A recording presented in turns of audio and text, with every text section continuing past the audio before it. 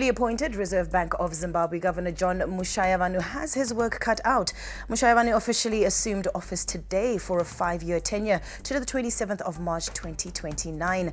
He replaces Dr. John Mangudya, who was appointed Chief Executive of the Mutapa Investment Fund. The new RBZ chief comes into office at a time when the country is battling a volatile exchange rate.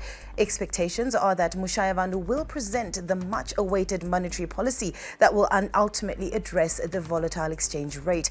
We are now joined in the studio by our correspondent Eben Mabunda to discuss expectations around Mushayavanu's appointment. Good evening, Eben. Good evening, Marisa. Lovely to have you right here on News Plus. Pleasure. Now, the governor has been officially appointed, which was today, and this was by way of an SI. Can we expect MPs to come soon? Right. This has been a policy document that's been expected. Essentially, the monetary policy statement looks at all matters: money, currency, inflation, interest rates, financial services sector, and so forth and so on.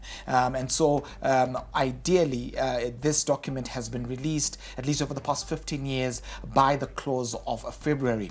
And this has been the first time in at least 15 years that we have come to the close of March before that document has been issued. And so expectations are that with the commencement of the tenure of Dr. John Mushayavanu, we could see that document perhaps released perhaps in the first week of April. Right. Now, you guys, I understand, are in constant conversation with bankers and other stakeholders, of course, in the finance sector. How do you say the market rates Mushayavanu? Mushayavanu joined FBC as an executive director in 1997, became responsible for their banking sector in 2002, about 2004, before being appointed the Group CE in 2011.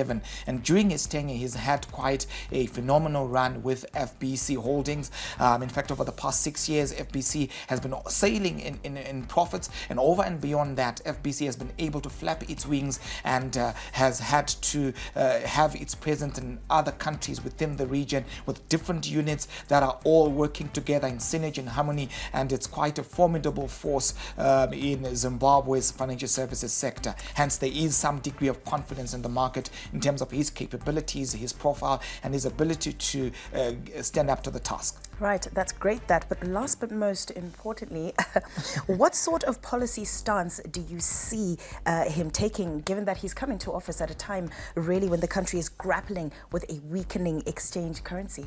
I must highlight, Marisa, that it's not an enviable task. Right. There's several macroeconomic issues that need urgent address. You've got an exchange rate, Zim dollar that has depreciated over 200% in 2023 alone, and inflation, a blended inflation which is sitting at over 55%, and several other issues. One of the highest interest rates on the continent at 130%. So these are some of the issues that he will need to address urgently. It will be interesting to see how he navigates the currency issue. There have been calls by industry to liberalize forex trade in the economy, and it will be one of those issues that industry will be waiting and eagerly seeing to how he addresses issues such as forex retentions on exports, as well as also, of course, the interest rates, which I just indicated. The gold coins that the former governor ran with, it will be interesting whether he runs with the same